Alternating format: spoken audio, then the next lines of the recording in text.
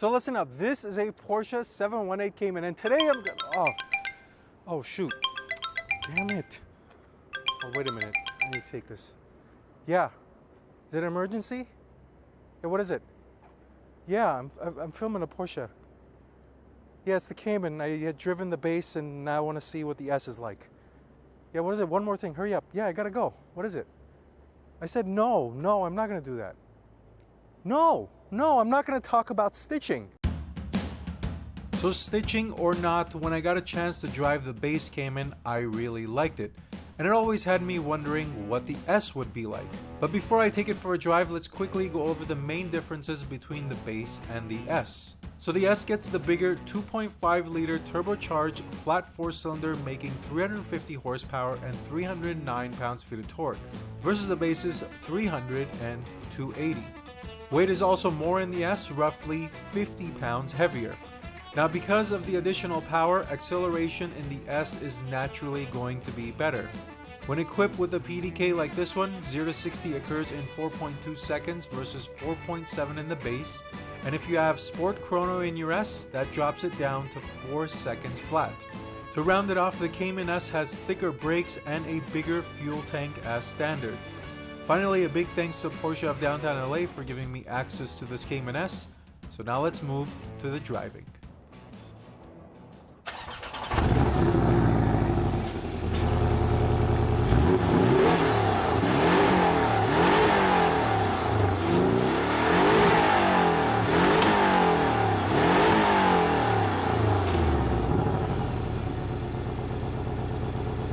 All right, so let's see what this Cayman S is all about. A couple housekeeping items. I tried to get this to be as even as a comparison as I can get it to be. It's gonna be basically on the same road I drove the Cayman S. The car configurations are pretty much identical. They're both PDK, they both have Sport Chrono, they both are riding on the standard fixed suspension. And they both have, 20-inch wheels. Even though they're a different design, they're both 20-inch wheels, riding on 20-inch wheels. So let's see if we can feel the difference in this Cayman S compared to the base Cayman we drove just a little bit ago. Alrighty. Now setting off in the Cayman, and I mentioned this in the base Cayman review as well, one of the things I really appreciate and like about this is the overall seating position and the driving experience. The way you sit in this car, you sit low, the engine rumbling behind you, and just the overall dynamic you get when you're sitting in here, it's just wonderful, and it gives you the through and through sports car experience. So now let's go ahead and put this thing in Sport Plus. There it goes, the exhaust baffles will open. I'm not going to engage Sport Response yet.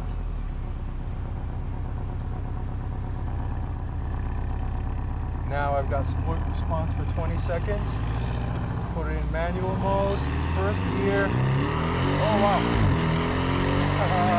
Look at this thing go. Wow. That's pretty quick. All right, downshift to second. Oh wow, good throttle response there. Yeah, this is a plenty quick car. Let's get a quick turn here. A little bit of turbo lag there, but overall, this feels quicker than a Cayman, base Cayman. At initial tip in here or acceleration, but I'm not going to do launch control. I'm just going to hammer it, complete stop, hammer. Builds up, losing traction. Yeah, wow, yeah, it's a very quick car. Yeah, this Cayman S feels quicker than the base Cayman, that's for sure. The power delivery is very interesting on these Caymans because you're looking at a boxer forced induction engine, 4-cylinder. And the interesting thing about it is that it has a 7,500 RPM redline which is unbelievable considering a forced induction engine. So 7,500 on a naturally aspirated car would be great, let alone a forced induction 4-cylinder car. So this thing is very engaging to drive. Let's go again one last time. Oh, the PDK shifts great.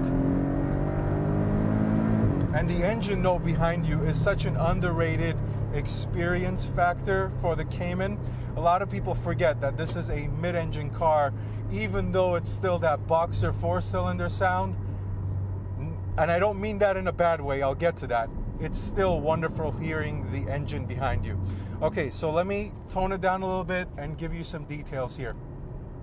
So I went back and read the press release on the Cayman and the Cayman S when they originally came out, and it was talking about how Porsche wanted this to feel like a naturally aspirated engine, and I think they've really achieved that. And of course that's by design, because when they switched to this platform, they changed from the Boxer 6 to the forced induction 4.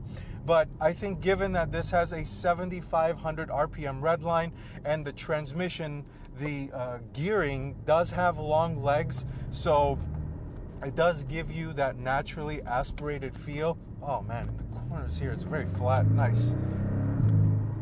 And it does give you very much so that naturally aspirated Boxer. It doesn't give you the Boxer 6 feel because it doesn't howl like the Boxer 6. So with that, from a speed standpoint, the Cayman S is wonderful, very, very quick accelerating car.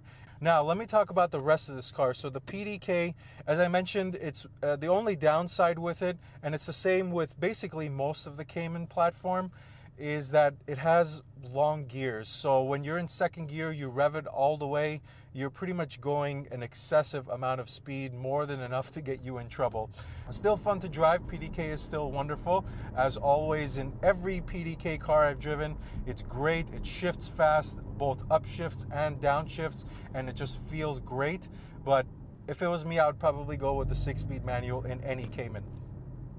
Now let me talk about what's the other thing that's different here. Oh, the brakes. So I'm not feeling that much of a difference here in the brake. Granted, this does have that thicker rotor, even though the diameter of the rotor and the pistons in the caliper are basically the same. Not basically, they are the same.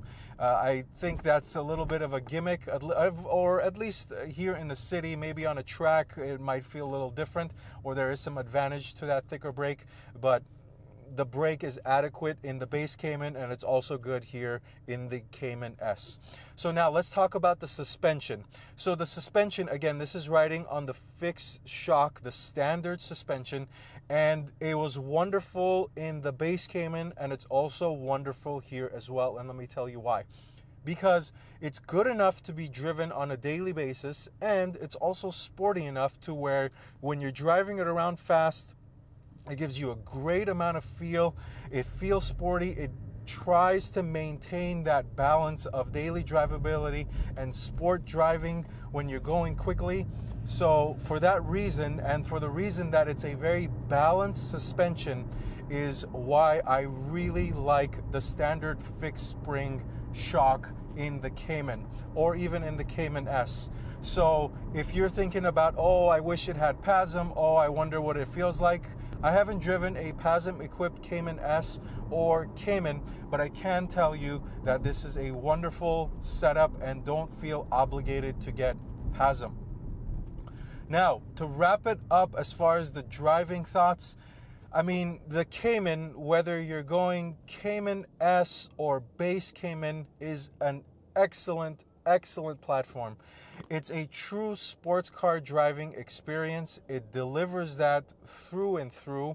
The way you sit, the way the engine note behind you, the way it feels, the overall driving dynamics, it's just great. And anybody who tells you, oh, it's just a 4-popper, forget about it, dismiss that, drive one.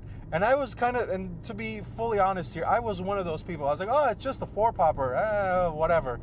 And then I drove the base Cayman, And I was like, wow, this is such a wonderful driving experience. Even in that base Cayman with 50 less horsepower and 30 less torque, it is such a fun car to drive. And let me tell you, even in that car, you don't feel a shortage of power.